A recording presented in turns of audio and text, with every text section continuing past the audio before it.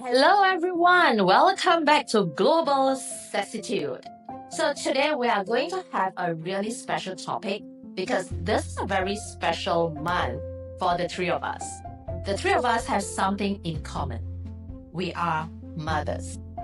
Yes. So, hi everyone. Today we are going to talk about Mother's Day's topic. So, the whole of May, let's pay tribute to all the well deserving mothers who have done so much for us, right? Now, my name is Pauline and I am a financial wellness mentor. Hello, my name is Shirley and I am a beauty business coach. And my name is Lisa and I'm a women's wellbeing coach.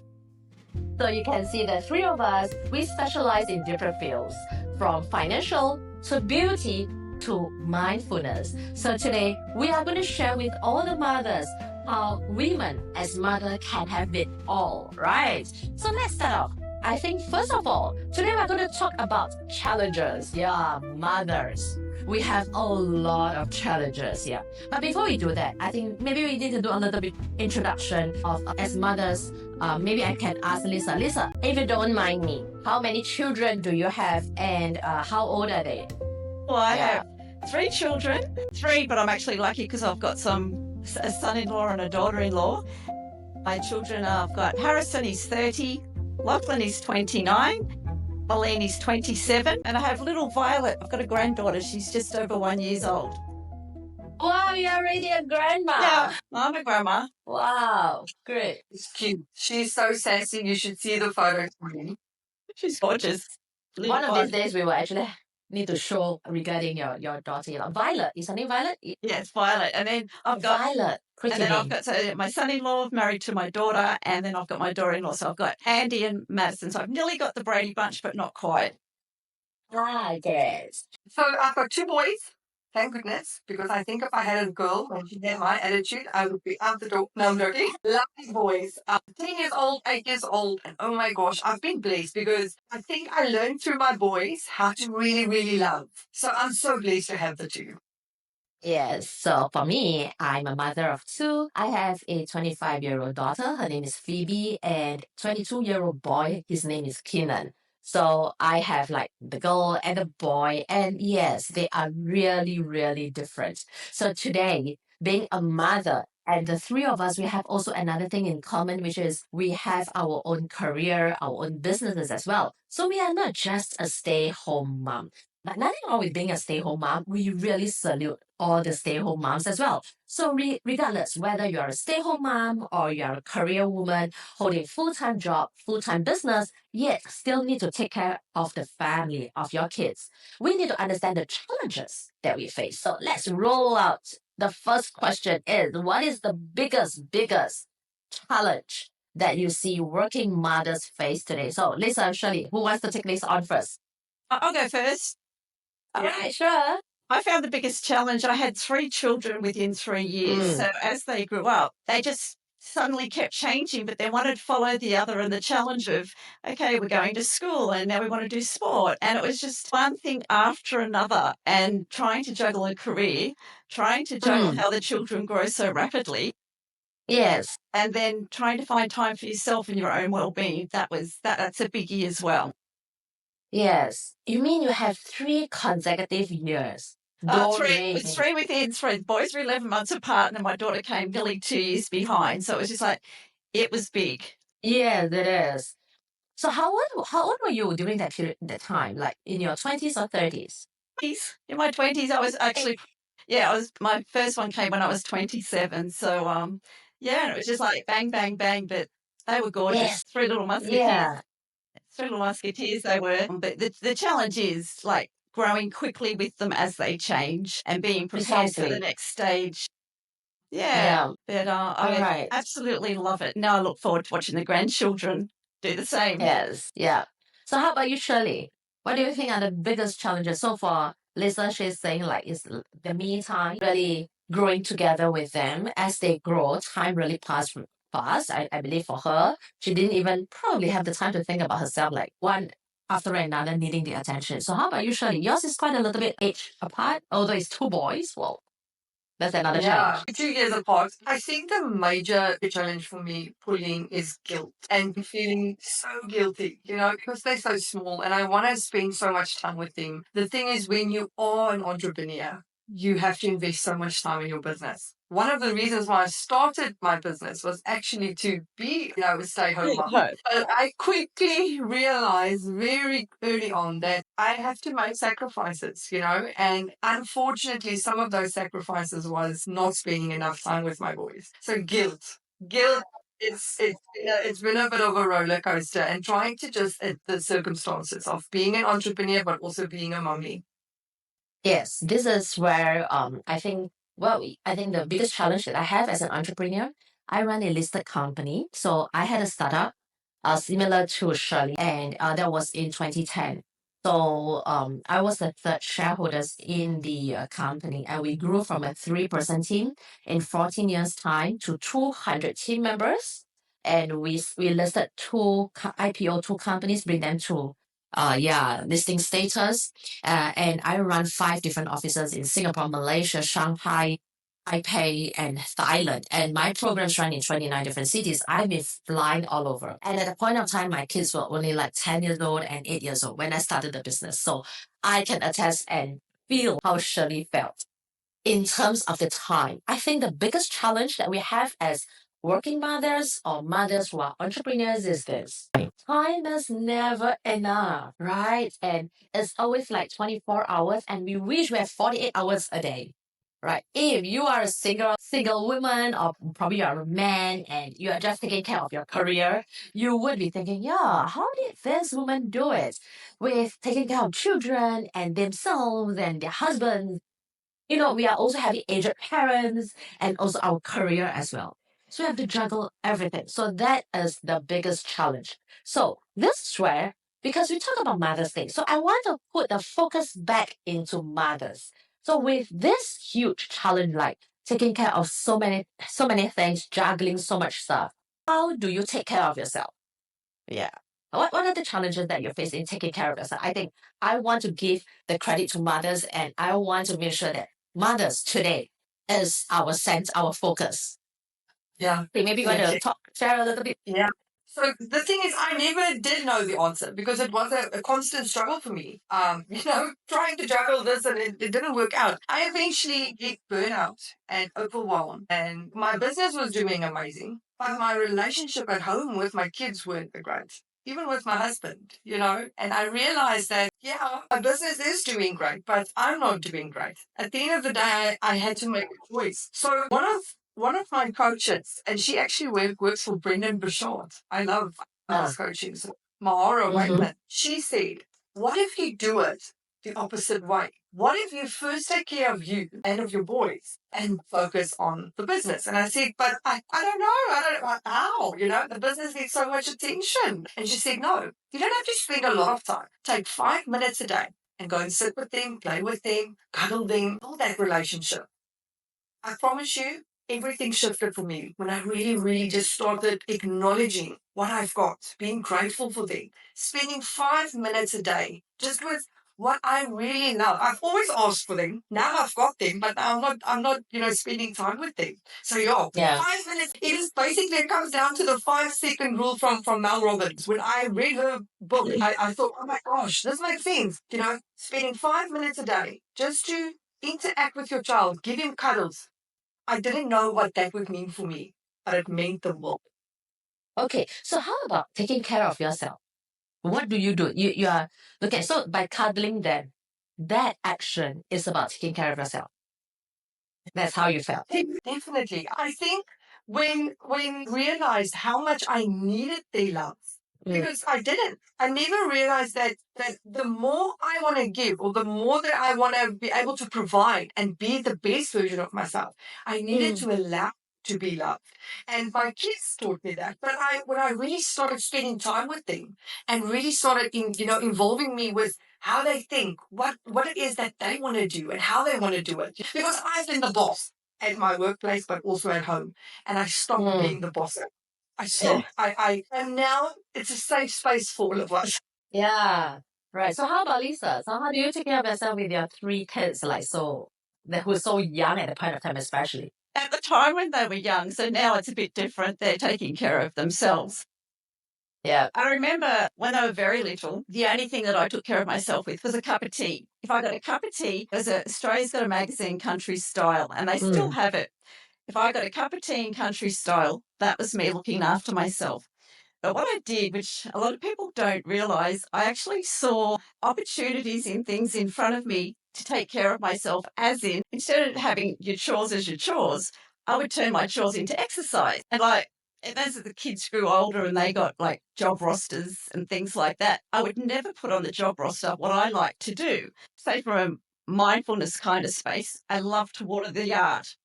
That was never on their job roster because that Yes. was how I took care of myself. So I saw opportunity in everyday things to give me what I liked and where most people would think it was a chore, I saw it as a positive to take time out for me. And then as the kids got older, you take them to sport. I took my running shoes and I'd go for a run while they were being coached and trained. So there's a lot of opportunities. I've actually got the list is so long. You should ask me.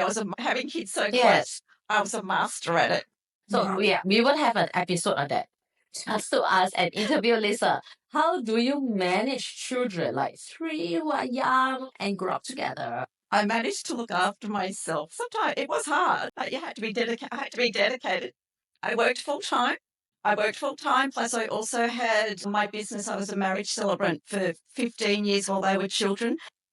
And I had a farm. I lived on a hobby farm. So there was fencing Wow. and things to do. So so even like fencing in the paddocks, I saw that as a positive because I was out in the sunshine doing what was good for my mental health. Yeah. Yes. For those who are first time watching this video, Lisa is from Sydney. Shirley resides in New Zealand and I'm in Singapore. So this is the reason why you can see like Sass, right? Because really it's not about the stress that we have.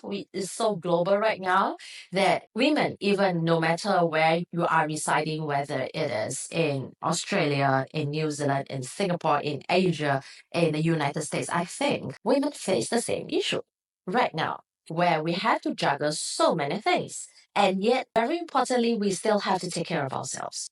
Please do not neglect yourself. It is really important.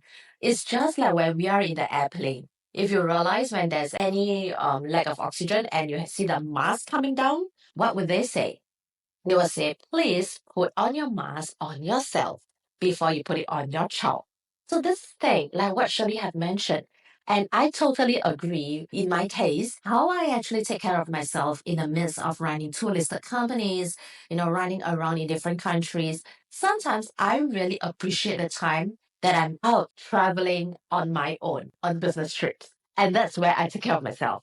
So that's the time that I know since I'm alone at night, I will go for my massage. I will read a book. Like Lisa, I will have a cup of drink, regardless which drink you like, whether it's coffee, whether it's alcohol, a glass of wine. So this is how I unwind and also reflect upon my own self, my own well-being. I go for spa and so on. So those alone time, actually, I appreciate them very much. Yeah, so that is how I strike a balance when I'm going for overseas business trips. So when I'm back home, straight away, I make sure that my time is with them.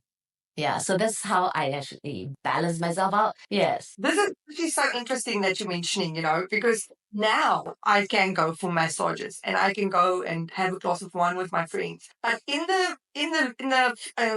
past, when I was busy building the business and I didn't give attention to my children, when I did spend time with them and I did go for glasses of wine with my friends or for massages, I felt so guilty. It was just finding that balance, of okay, I have spent time with them. They are fine. They are looked after. My husband is also there to support. So it is okay to love yourself. It's okay to go and do that. You need it. And can I say, if I say there Sure. as well? Yeah, sorry. Your children actually want you to be happy.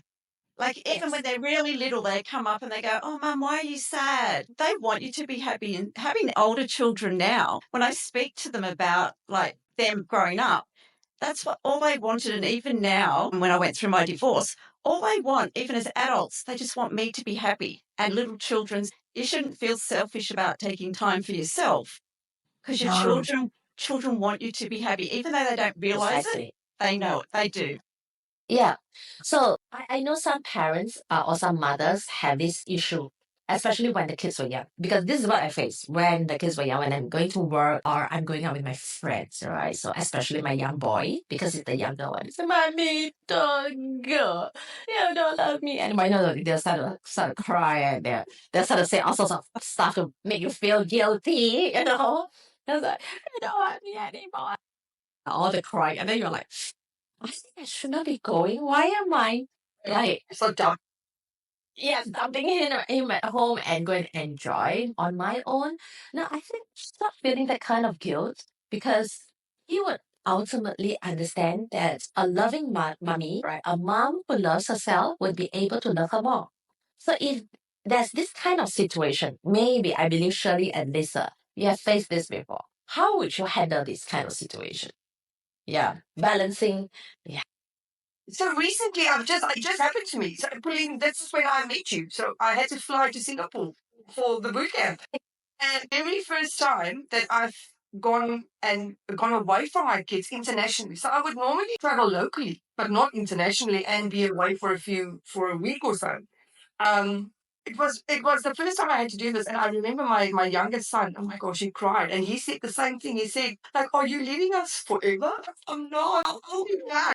And he's like, "No, I won't go without you. Like, I really need you." You know, he knew exactly what to say. They little manipulators. They really are. They're so clever. But what I did is I basically I went down to his level and I said to him, "You just need to remember." I love you. And if I'm going to go away, that love is going to still be there. I still love you. And if you're going to cry, you're making it more difficult for me to go. So then I'm doubting. And I want to have the best life and I want to provide for you. And I said, "So what is the one thing that you want one day when you grow up?" And he said, "I want a Subaru." And I said, "So that's why I have to work so that I can provide so that you can have one day the education to buy that Subaru." And he's like, "Okay, you need to go, Mom." So it's really just basically, I think they have to understand. Because what I've realized as a mom, sometimes we just assume they need to come on board. They need to understand what we're going through. But they're so small. We can't. We have to communicate and just make them understand and paint the bigger picture. Yes. Yeah. It's all about communication and letting them understand rather than to feel the guilt inside us. How about you, Lisa? Any tips for our mothers if they face with this kind of situation? Oh, that's so like, I Mine tell you, was, the heart. I was with a marriage celebrant because marriages are normally on weekends, Saturdays and Sundays. And then I worked full time. So there's time I got to spend with my children was Saturdays and Sundays. And then when I was leaving to do a wedding, I was like, "Oh, I'm really sorry, but the weddings was actually my passion. It was my passion and my joy." So I always made it. Weddings are normally, or traditionally in Australia, they're 3 or 4 o'clock. I don't know why everyone's got to get married at 3 or 4 o'clock. I would always, when I did have the weddings, they always knew that I was coming home and we were going to have a movie night. So yeah, they had Saturday afternoon without mum, or Sunday afternoon without mum. That was then, or maybe in summer it was swim by the pool and barbecue night. But they always knew when I was coming home that mum went, and they were so cute when they were not that young, but they were sort of, they go, "Good luck, mum." And it was like, "Oh, thanks." And then I'd come home, they'd be like, "How did you go, mum?" They were so excited because I know that they were just excited for me and it was really good. But they knew what was coming, the barbecue or the movie night or the Yeah. takeaway Chinese. Yes. So I think one of the key things now, organizations like, let's say, whether we are going to work or we are going to have a late night out, even a date with our spouse, I think it has to have some of the late night dates is healthy. I think most couples, what happened was, something that I didn't do properly in my first marriage, I think was I didn't know the importance of a date night with just an alone time with my other half. So this is where sometimes you want to go on a night with the other half and the kids, leaving the kids at home. You might feel like this is, you felt so guilty about it. But I think this is important that as mothers, we need to feel loved. First, we need to love ourselves, right? Once we love ourselves, the kids will feel that. So I think the communication is really important that we tell our children. First of all, we should be loving ourselves. I always like to say this to my child when they were to say things like, "You don't love me anymore," and things like that. No, especially my boy, Kinan, do you love mommy? Then you say yes. So do you want mommy to love herself? Yes. Right. Do you want me to love myself? Yes. Do you want me to do the things that I love to do? Yes. So with all the yeses, this is something like an NE, right? Yeah, the neuro-linguistic. Yeah, so can I go out right now to enjoy with my friends like you do? You can enjoy their friends as well. Yeah, so that's where he'll feel better, right? So this is one of the tricks that I always use on my kids to let them understand that they also want to be with their friends and they're happy with their friends. Similarly, mommy also had my own friends, right? And I want to go out and play. So I will of course use their language. I want to go out and play with my friends. And then after that, I'll come back to play with you. I still say I want to go out and play. Yeah, I still go out and say, yeah, right. So these are the kiddo language to let them know that, yes, mommy, need to really have my me time, right? So this is really something that mothers would like to know. So, of course, we have talked so much about the challenges that mothers are facing. Many of you probably are looking, all right, I know about the challenges and I can attest to that now that you are watching this video. So the next one you might ask, how do I then strike a balance? So in the next episode, we are going to share with you, how do you strike a mind and body balance? Now, if you find this content is useful for you and you love what we are sharing, remember to like and subscribe and share this with all the mothers so that as women, we can help one another and be better in our health, our mind, our body as well. So look forward to more of you in our global Sassitude.